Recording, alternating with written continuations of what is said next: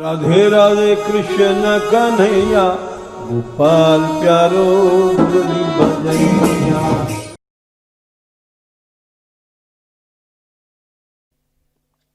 जय श्री राधे, जय श्री राधे,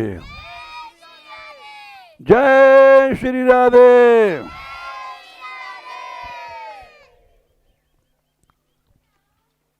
कल पहला दिन था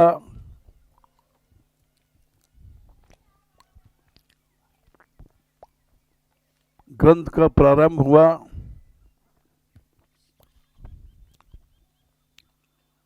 इष्ट की महिमा बताते हुए उनकी दुर्लभता उन्होंने 3-4 श्लोकों में बताई।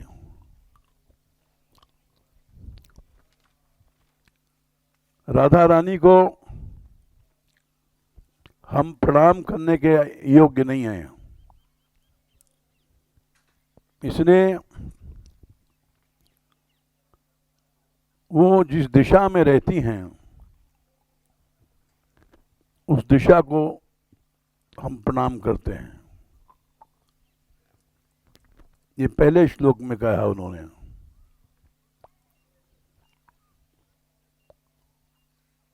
दिशा को प्रणाम करने के बाद दूसरे श्लोक में उनकी महिमा को प्रणाम किया गया। अभी हम राधा रानी को प्रणाम करने के योग्य नहीं हैं।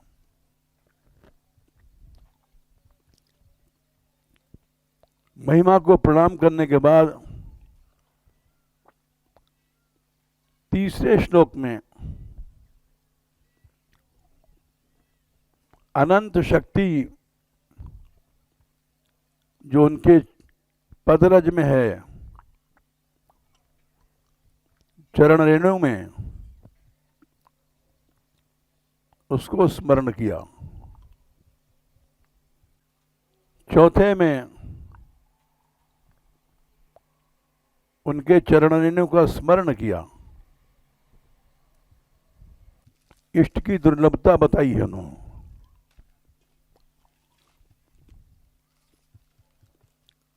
पांचवें श्लोक में वो निकुंज देवी हैं, श्री कृष्ण की जीवन शक्ति हैं। उनको जीवन दान देने वाली संजीवनी हैं।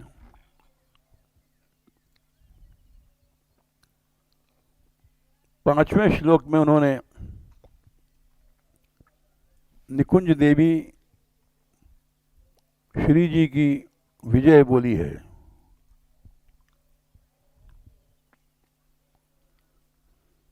इतना सब करने के बाद फिर उनके दर्शन 6वें श्लोक में प्रार्थना करते हैं और श्री जी का मुख दिखाई पड़ा। 5 श्लोक के बाद इसके बाद फिर लीला चलती है। ये 5 श्लोक इसीलिए उन्होंने प्रारंभ किए। इष्ट की दुर्लभता, इष्ट की महिमा, ये सब इससे मालूम होती है।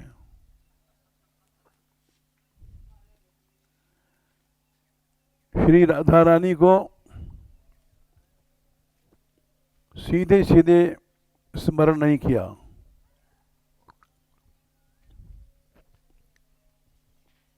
पहले उनकी दिशा जहाँ है, जिस दिशा में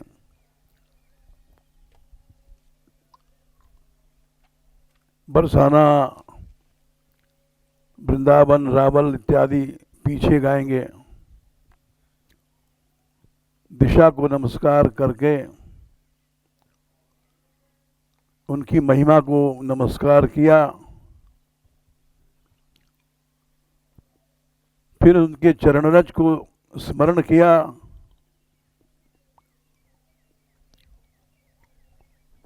वो चरणरज की महिमा बताई उन्होंने। चौथे में अपने लिए बताया, मैं स्मरण करता हूं श्री राधा रानी की चरणरज को। अहम स्मरामि, ये चौथे श्लोक में आता है। इससे लगता है कि कितना दुर्लभ है इष्ट और कितनी दुर्लभ है उनकी महिमा। उनके चरणरज का स्मरण किया,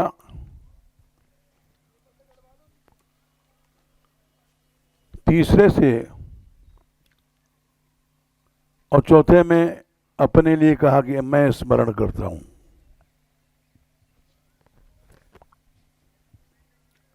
पांचवें श्लोक में उन्होंने कहा, वे संजीवनी देवी हैं राधा रानी। संजीवनी देवी की कथा सब जानते हैं, जिन्होंने भगवान को जीवन दान दिया था। लक्ष्मण जी चतुर्व्यूह रूप में आते हैं और उनको जीवन दान दिया था। उसी तरह से भगवान को जीवन दान देने वाली राधा रानी हैं। संजीवनी बूटी की कथा सब जानते हैं। लंका कांड में रण में असुरों ने प्रयोग किया। मेघनाद ने उससे लक्ष्मण जी मूर्छित हुए, लगभग मरण से हो गए। हनुमान जी गए,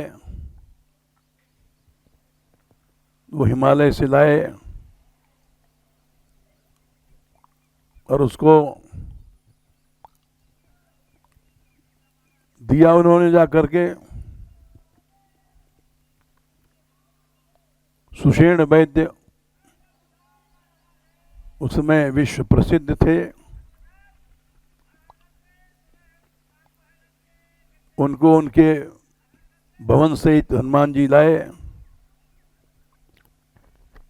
और उन्होंने उस बूटी का प्रयोग दिया, घिस करके उसे लक्ष्मण जी जीवित भये। यहाँ निकुंज भवन में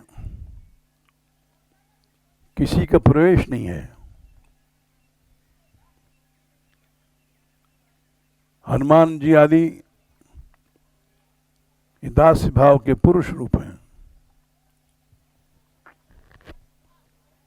इसीलिए यहाँ केवल सहचर्या ही आती हैं। श्री जी ही अपना चरण रज देती हैं। सुषेण वैद्य का काम भी वही करती हैं, क्योंकि यहाँ कोई पुरुष वैद्य नहीं आ सकता।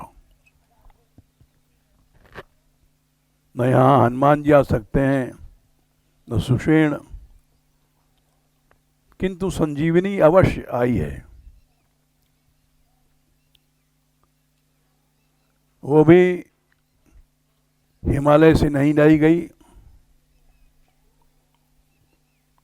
श्री जी का चरण रज ही संजीवनी है। और उसको स्वयं देती हैं, क्योंकि हनुमान आदि का प्रवेश नहीं है यहाँ। महाराष्ट्र में किसी का प्रवेश नहीं है। जब महादेव जी का प्रवेश नहीं है तो और किसका होगा? महादेव की अवतार है हनुमान।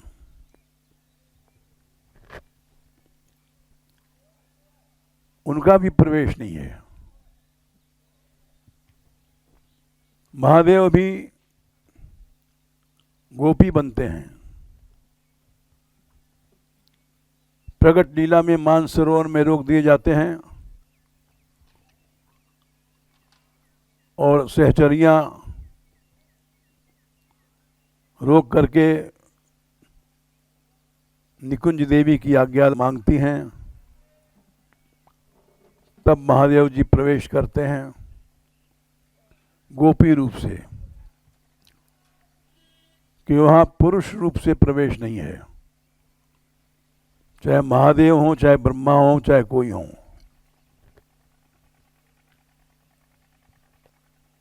ये अकाट्य नियम है जिसको ब्रह्मा शंकर को भी मानना पड़ता है। भगवान की अंतरंग लीला में किसी का प्रवेश नहीं है। चाहे ब्रह्मा जी हैं, चाहे शंकर जी हैं, पुरुष रूप से किसी का प्रवेश नहीं है। फिर महादेव जी स्नान करते हैं। वहाँ मानसरोवर है प्रकट लीला में, और उनका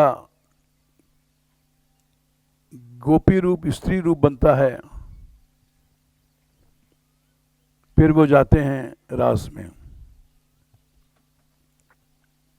इसलिए न यहाँ हनुमान जी का प्रवेश है, न सुषेण वैद्य का।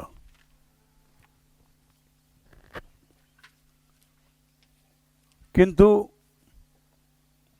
संजीवनी की आवश्यकता है जो जीवन दान देगी ब्रह्म को।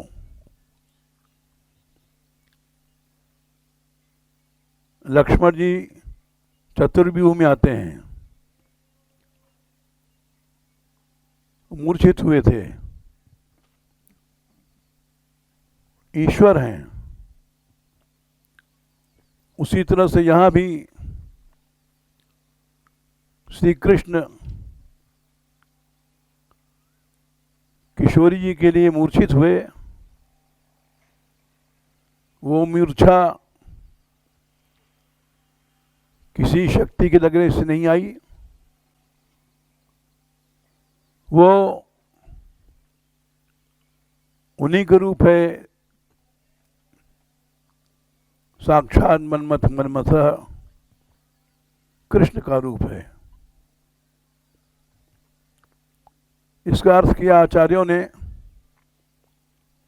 साक्षात मन्मथ मन्मथ तीन शब्द आए हैं वहां पर। एक मन्मथ तो कामदेव,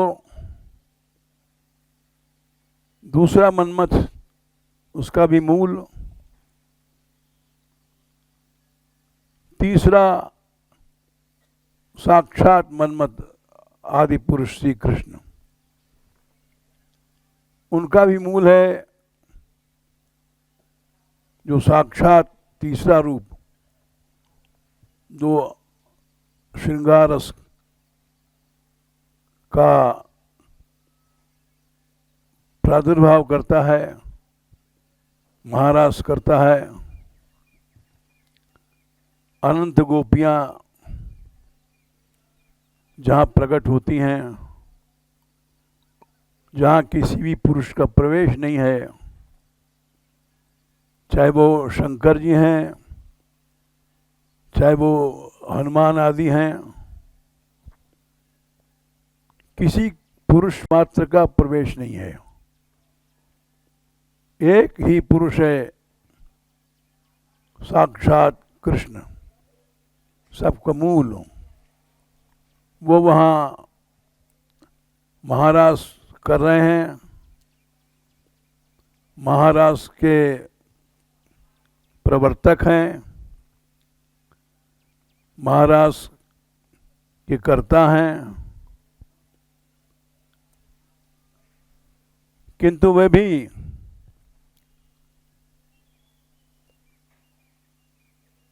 आखिर में चल करके महारास में, लीला में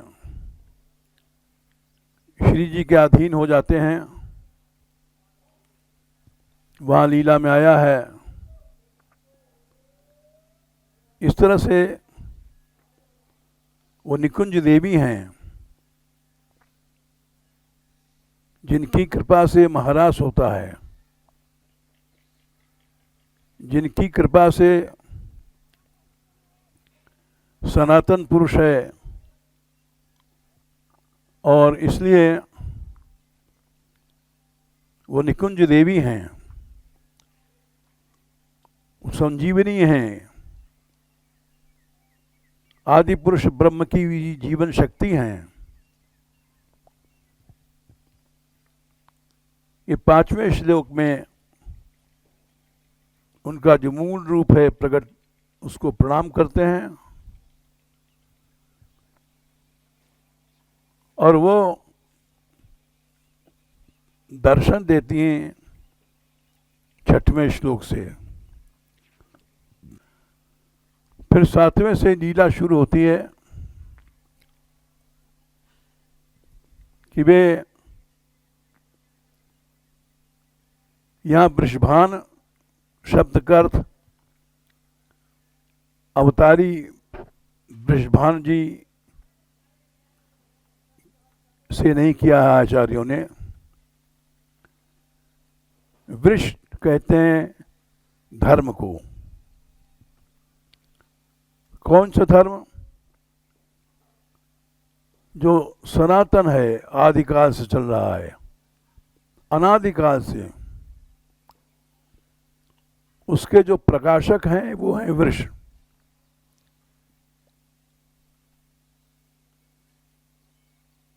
और उसके प्रगट प्रकाश लीला में लाने वाले जो सूर्य हैं वो वृषभानु हैं। इसलिए वृष माने वो निकुंज धर्म, उसको प्रकट किया जिन्होंने भानु, वृषभानु रूप से, वो हैं वृषभानु। जिनकी कृपा से श्री जी अवतार हुआ, श्री जी आई, प्रगट में वृषभानु बने। बरसाना इनकी 3 राजधानियां थीं। लाड़ सागर में प्रकट किया है, प्रेमानंद सागर में। बरसाना, बरहाना, रावल, प्रगट लीला में 3 राजधानी उन्होंने गाया है चाचा जी ने। बरसाना सब जानते हैं। बरहाना कोसी की ओर जाते समय वहाँ वृषभान सरोवर भी है।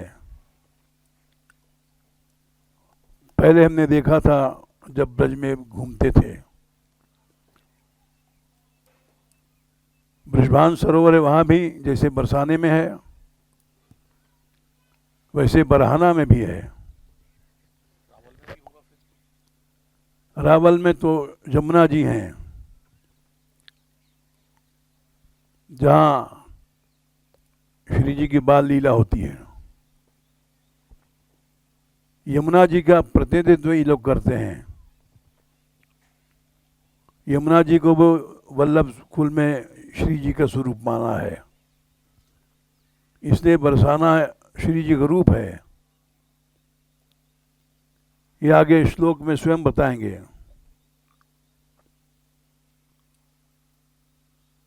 कि धाम राधा रानी का रूप है। इसलिए जहाँ बरसाना है वहाँ इनका प्राकट्य है, प्राकट्य रावल में जमुना जी से होता है किनारे। रावल में एक सरोवर है, बरसाने में बृषभान जी के नाम का एक सरोवर है, भानु खरोवर। ये तीनों जमुना जी के रूप हैं। और यहाँ पर बृषभान जी का राज्य बनता है प्रगट लीला में। बरसाना तो है ही है, फिर रावल भी है, बरहाना भी है। बरहाना धीरे धीरे काल के क्रम से कम होता गया, प्रसिद्ध, और प्राय लोग नहीं जानते हैं। केवल गांव वाले जानते हैं बरहाना।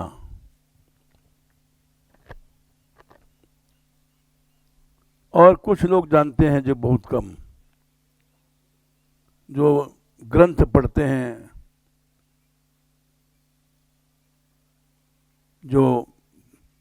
जिन्होंने लिखा है रावल का इतिहास, रावल की लीला, ब्रज पेमान सागर, लाड़ सागर,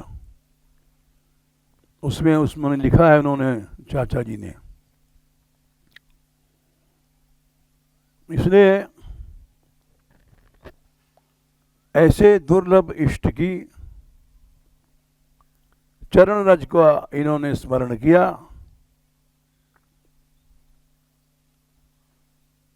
तीसरे श्लोक में उस चरण रज में अनंत शक्ति बताई है। अनंत शक्ति क्यों कहा? कि ब्रह्म अनंत है, अनंतों को अनंत ही बांधेगा, अनंत अनंत में ही प्रकट होगा, अनंत अनंत में ही लीला करेगा। इसलिए चरण रज भी अनंत शक्ति है जो अनंत को बांधेगी। इसीलिए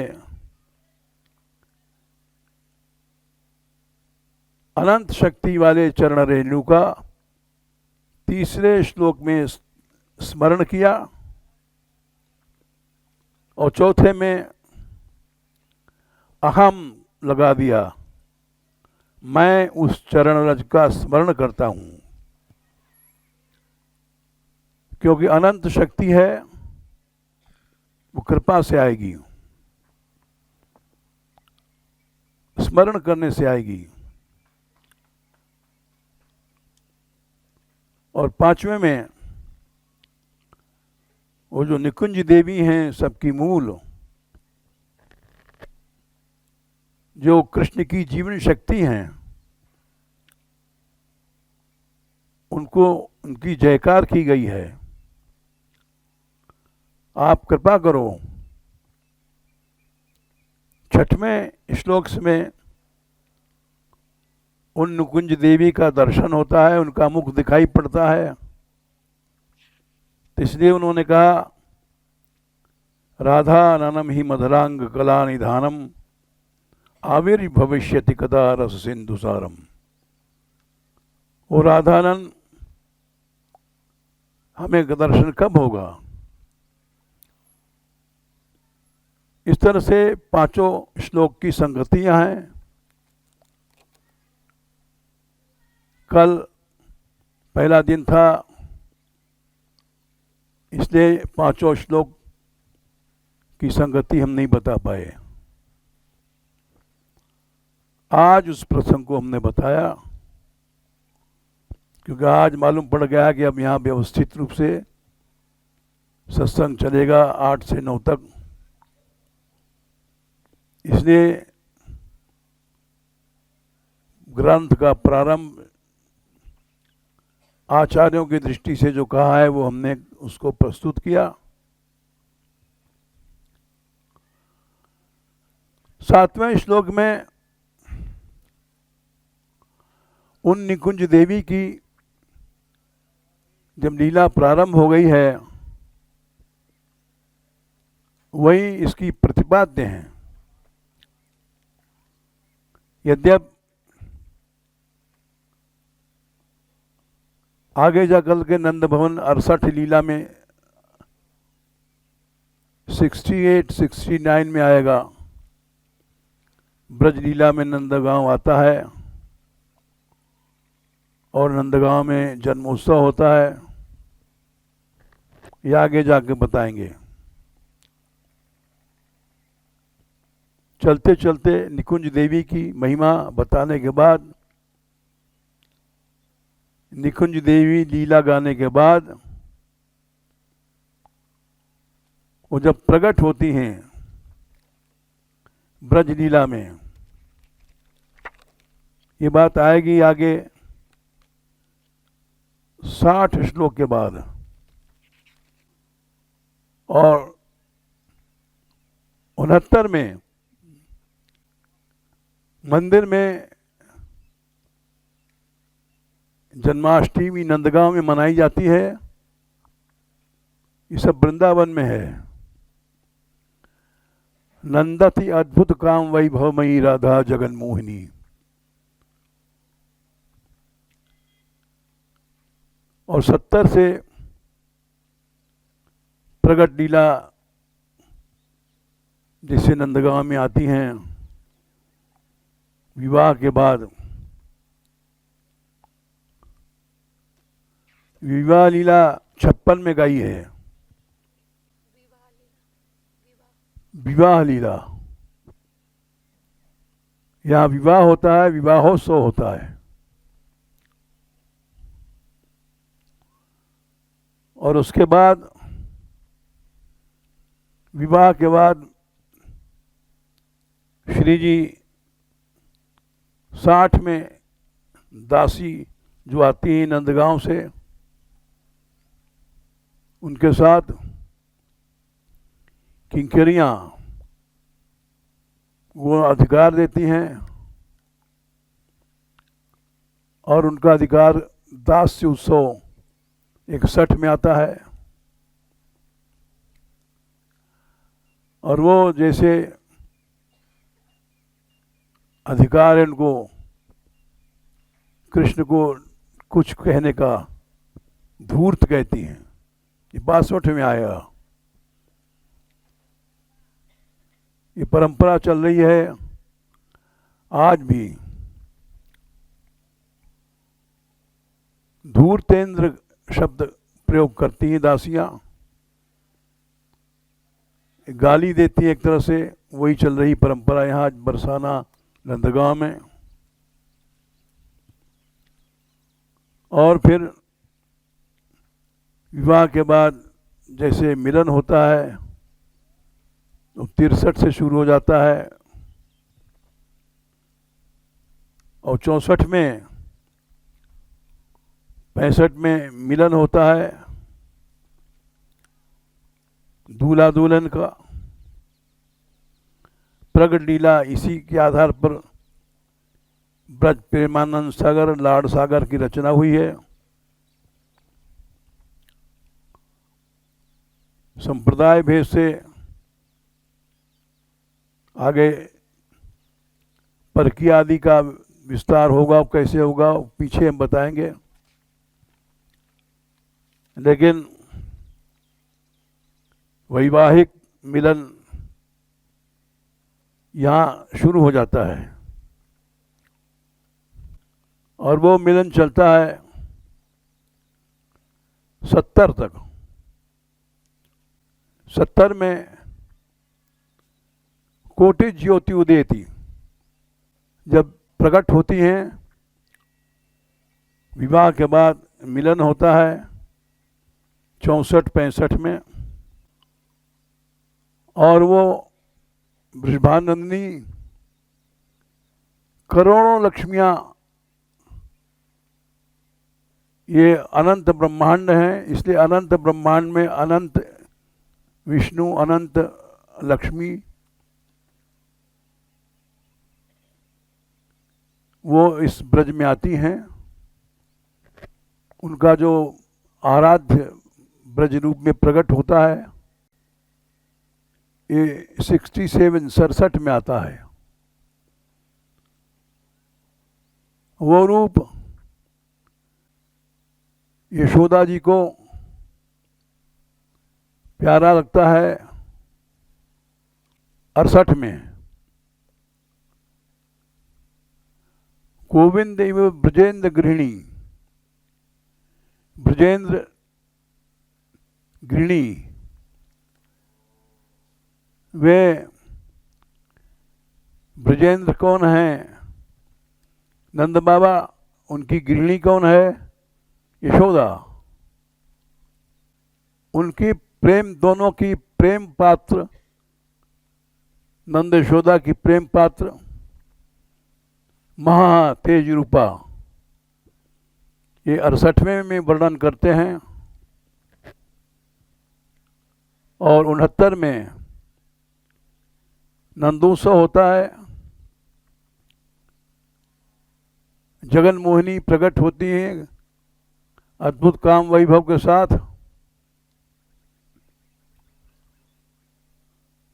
इस तरह से उनका रूप वर्णन आता है। जगन मोहिनी राधा 70 में उनका पूर्ण रूप आ जाता है। और फिर उसके बाद 71 में तारुण्य का प्रथम प्रवेश गाया है। ये प्रथम प्रवेश विवाह के बाद का रूप है। राधा रानी प्रकट होती हैं प्रकट लीला में, जो ऊपर से चली आ रही है। और 72वें में प्रकट रूप को लोग साधारण समझने जाते हैं। ब्रज लीला को ये क्या है? दैव की लीला है।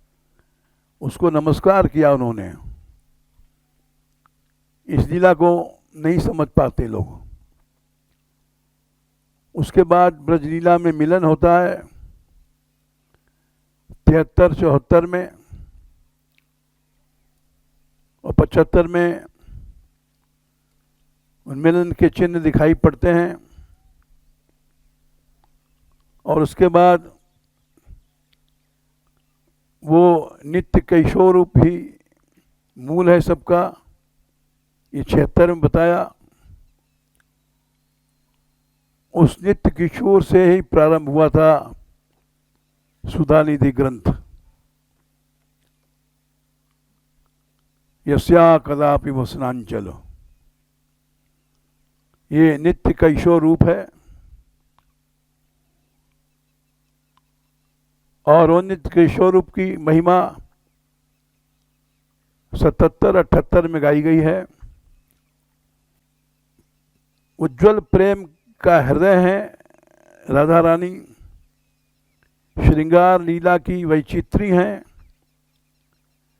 परम अवधि हैं। नित्य लीला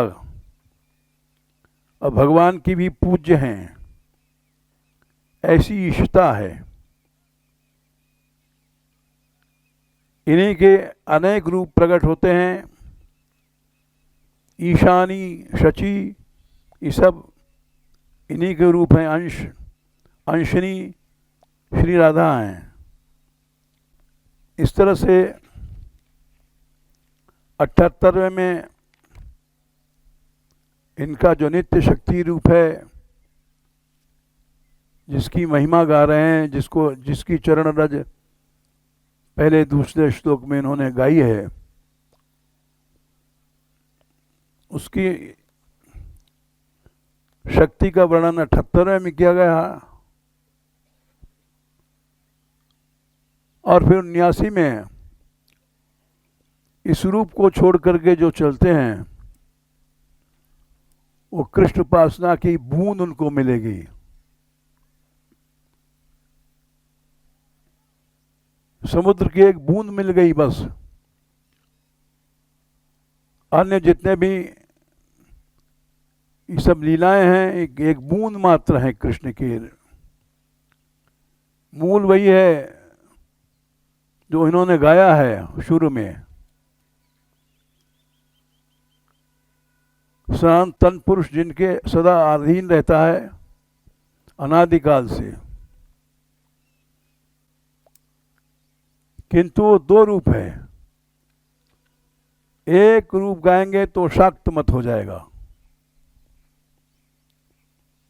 इसलिए अनादिकाल से दो रूप में है। इसका आचार्यों ने अर्थ किया है एक ज्योति द्विधाभूत। इस मंत्र का प्रमाण दिया है एक ही ज्योति दो रूप बनती है। जो राधा है वही कृष्ण है, इसलिए इसको शाक्त मत नहीं कह सकते हैं।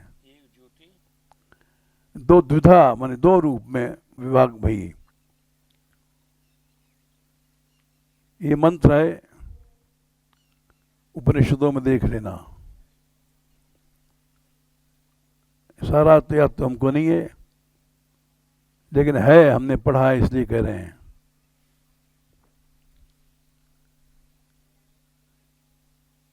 यह अनादिकाल से, इसलिए राधा रानी को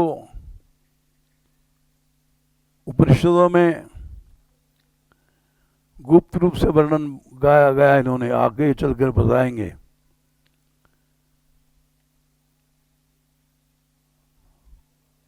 क्योंकि सब इसके अधिकारी नहीं हैं।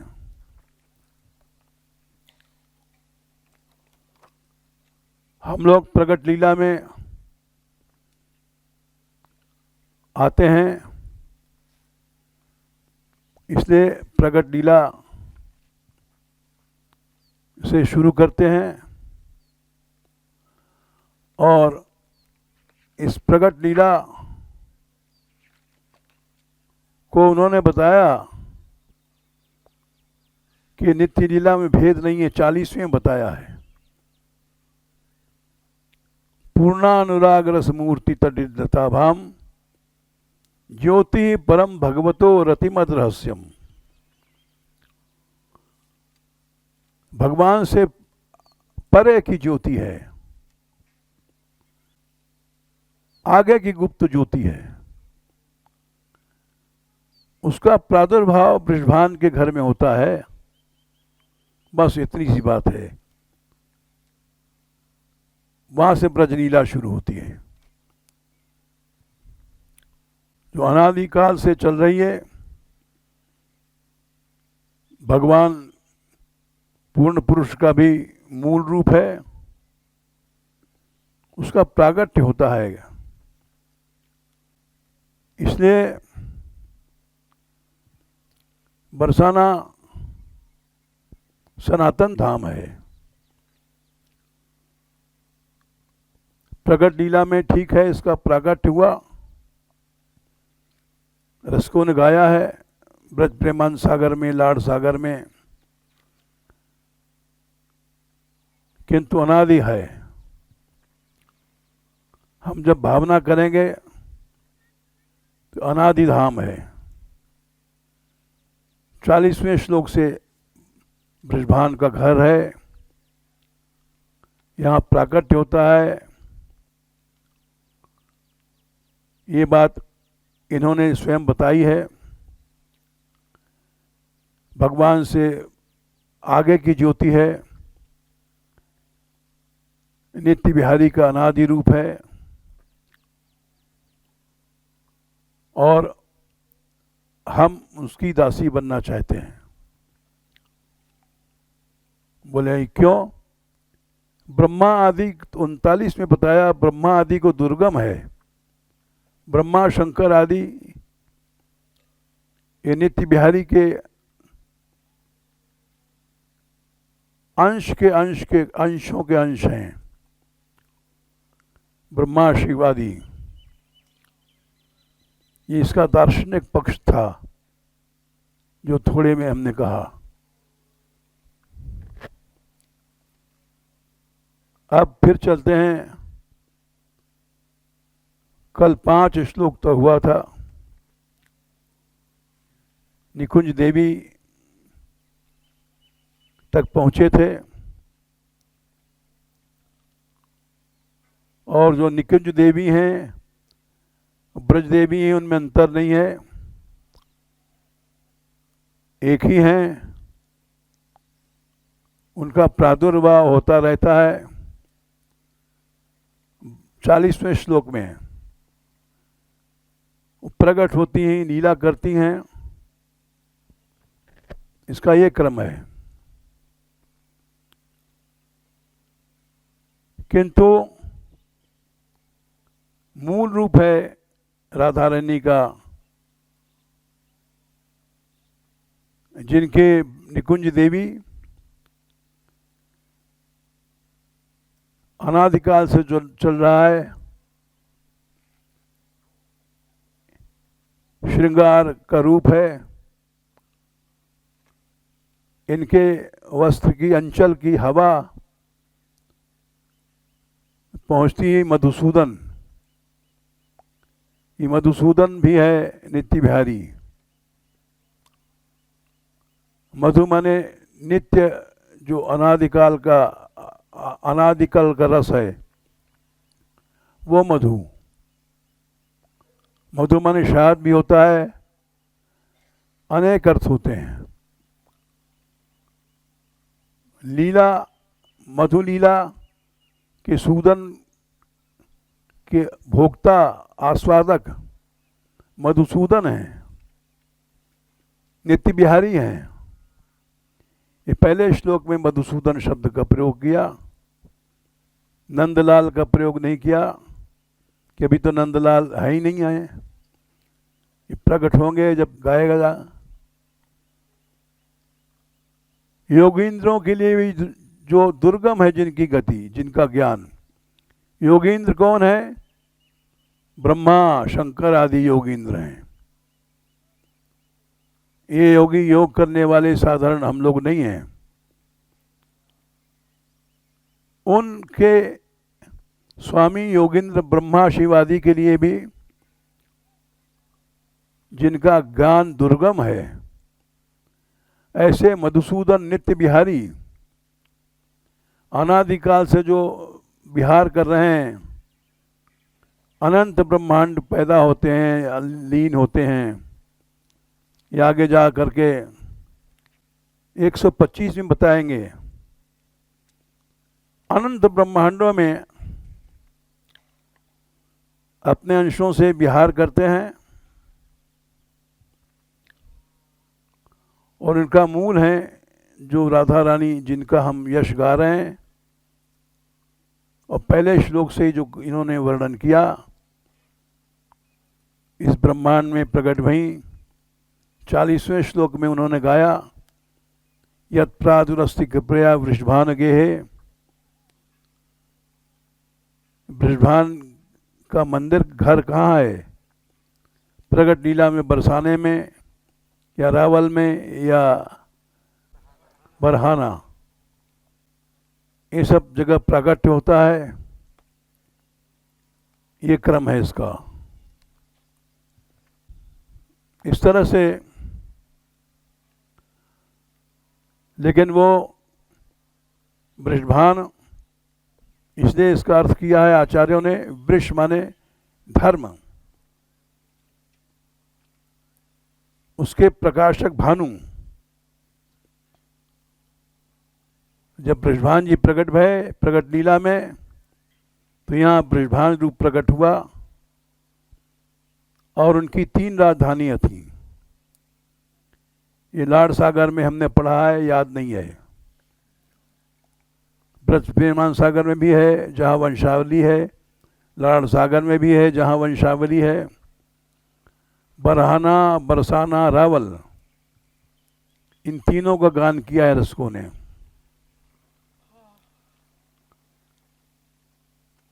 रावल में जमुना जी से प्रकट होती हैं। बृषभान जी स्नान करने गए थे, और वहाँ श्री जी का प्राकट्य होता है। गीत गोविंद में भी एक श्लोक आता है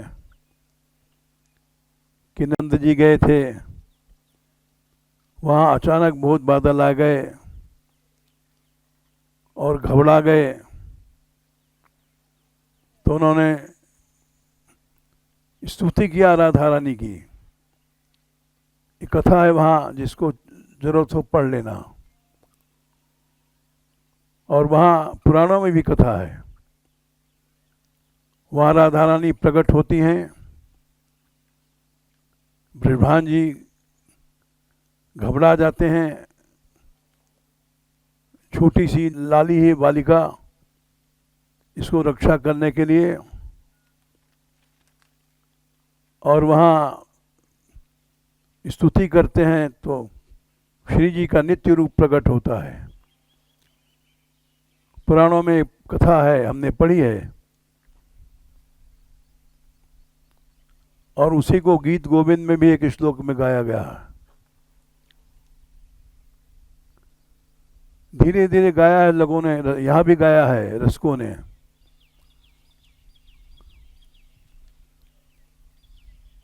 और यहाँ भी यत् प्रादुरस्ति कृपया वृषभानुगे 40वें श्लोक में गाया है।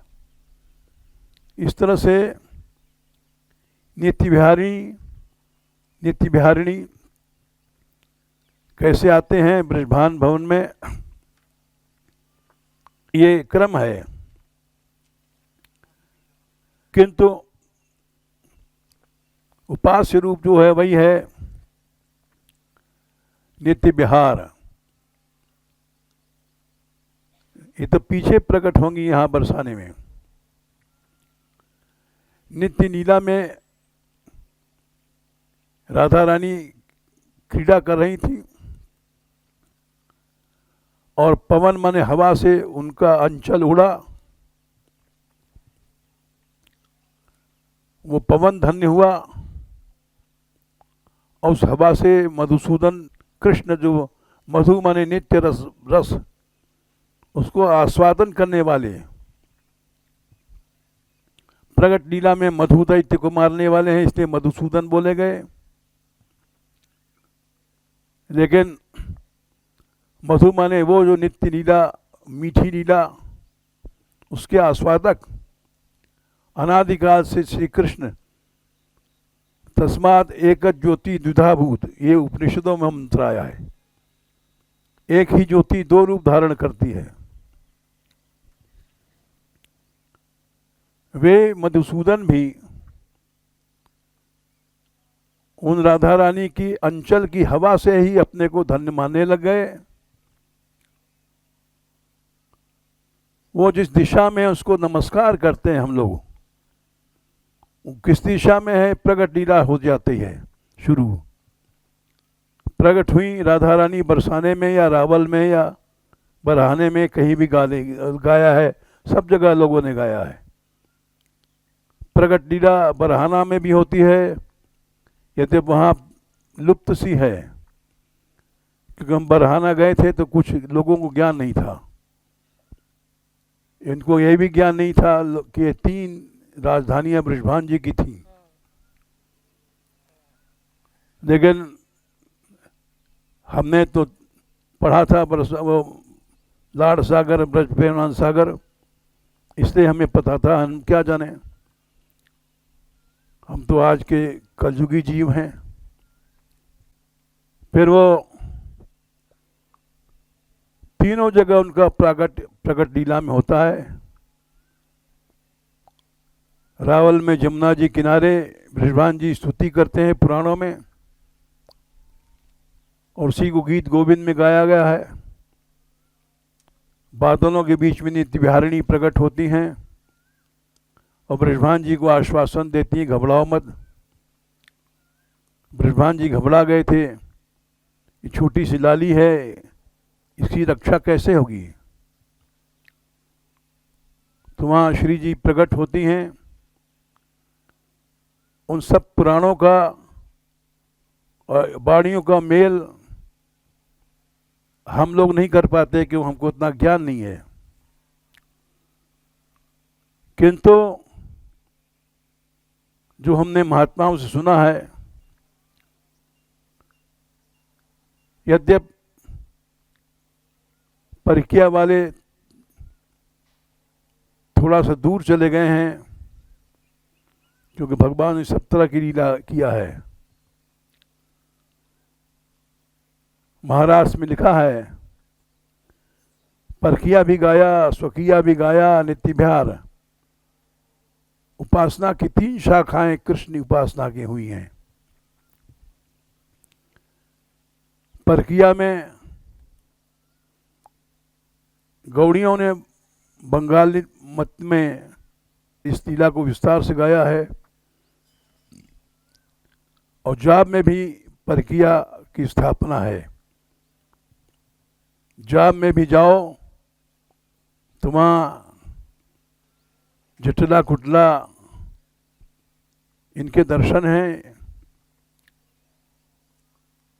वो परकिया भाव में आती हैं बाधक बन करके। और फिर बंगाल में तो बहुत ज़्यादा है। ये सब भेद जितने हैं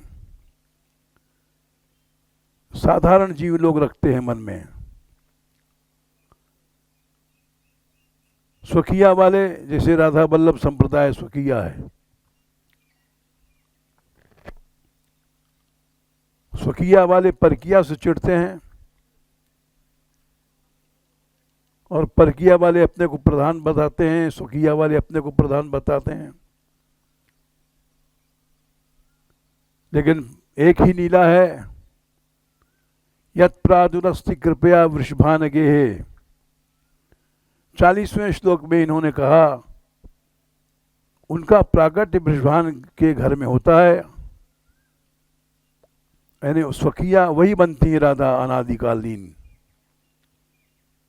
और इस ग्रंथ में भी इनके 3 रूप गाए हैं। नित्य बिहारिणी, जिनके अधीन अनादिकाल से कृष्ण आए हैं, ब्रह्मांड की सब शक्तियां जिनको मानती हैं। ये 3रे श्लोक में लिखा है, ब्रह्मा शंकर जितने भी हैं ये सब प्रकट लीला में 12 आचार्य हैं। इनको भी नित्य बिहारी के दर्शन नहीं होते हैं, दुर्लभ हैं।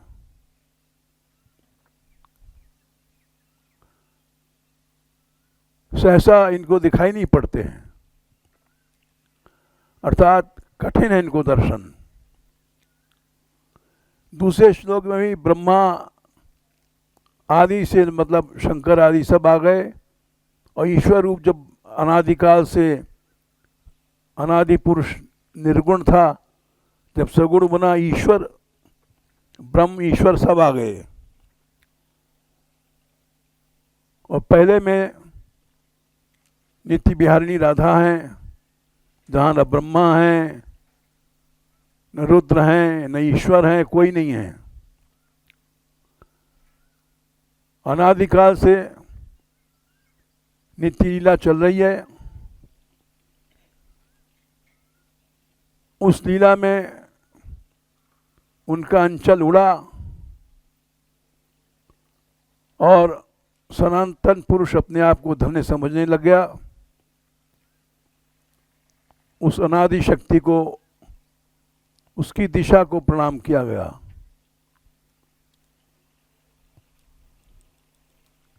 ये क्रम है यहाँ का। अब हम लोग ब्रजलीला में आ गए हैं, अब वही गाएंगे। इससे पहले की सारी बातें मैं तो जानता नहीं, लेकिन जो हमारे अंतःकरण में जो श्री जी ने भाव प्रकट किए, हमने आपके सामने रखे। 9 बज गए हैं, अब जाओ।